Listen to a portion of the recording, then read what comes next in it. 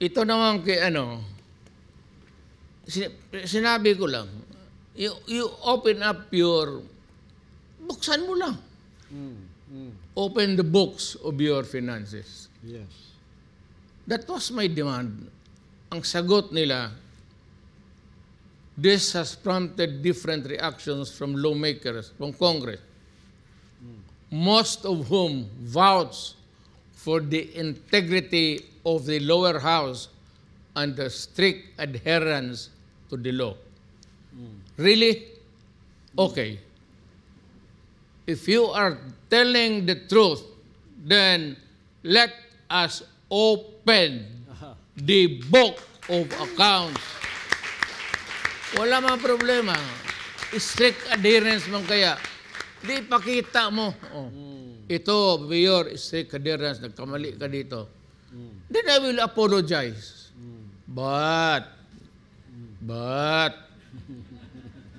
Batin mo.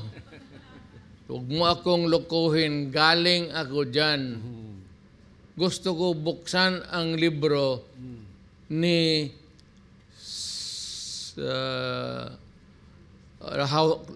lower house Speaker head si Martin Romualdez. Ganon. Simple mo lang. And it is provided by law. By the Constitution itself. Not in mere regulation. Constitution. The right of the people to be informed. Even the Senate, even the Supreme Court must bow to that injunction made by the Constitution. Wow. Pati ako, pati si Inday, now, open up the confidential funds namin ni Inday. Ako, maraki ang gasto ko.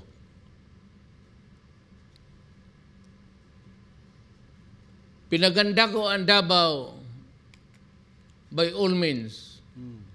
Patayan, totoo yan. Pinatay ko yung mga enemies of the state. At yung nag-surrender, tinanggap ko. And look at Davao now. Sige nga.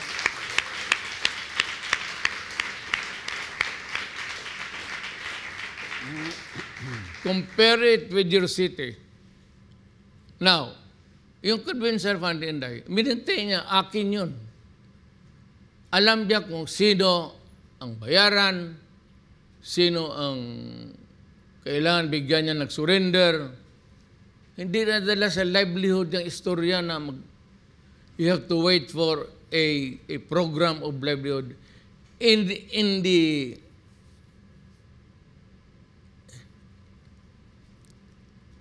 the conundrum of sa government, hindi madali. So, pag ikaw surrender, ayan o. Bigyan ka agad. Bigyan kita. May bahay, may lupa, may pera.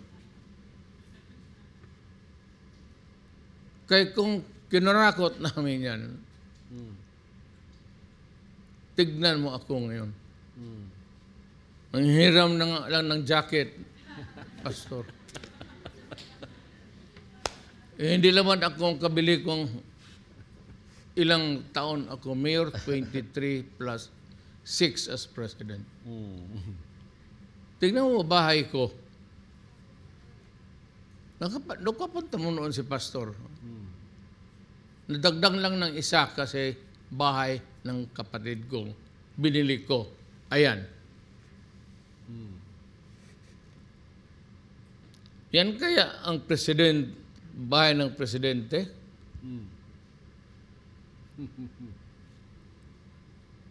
Tingnan niyo. Look at the house. Walang garage yan kasi puro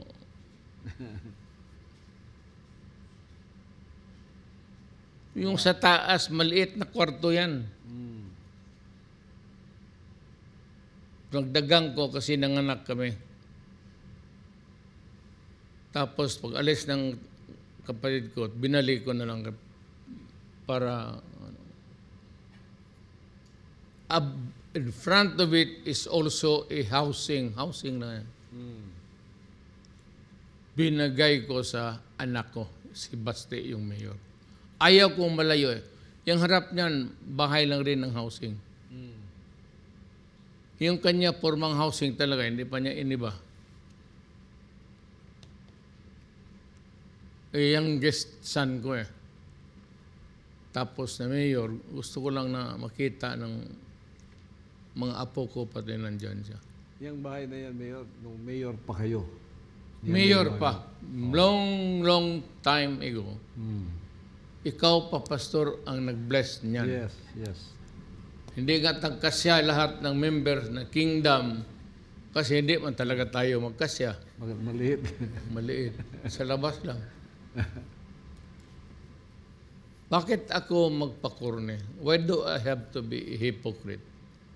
If I have money, magtahimik na lang ako. Ilang beses tayo nag-uusap sa ilang usap tayo dyan sa Congress na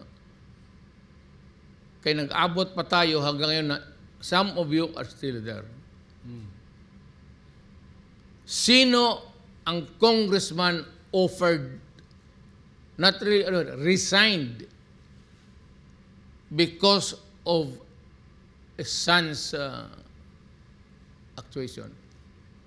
Kasi si Pulong, yung congressman ngayon, bata pa, nakipagsuntukan ng security guard.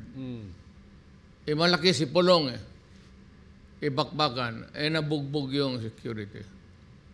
Ang ingay dito sa Davao, yung kunudrom nga ng sige, ganon. Nung umabot yung sa Congress, sa radyo, na ganon ang nangyari, sabi ko ganon. I offered to resign. Nilagay ko doon sa speaker, I am resigning. Sabi ni Speaker Villar, buhay pa naman yan. Hindi ko matanggap yan kay puro lang tayo congressman. Nilagay lang ninyo as speaker to maintain the order of action sa bill. In the conduct of the internal affairs dyan sa floor. Sinong congressman nag-resign as a matter of principle? Be? Tanungin ko kayo. Sinong government official nag-resign as a matter of principle?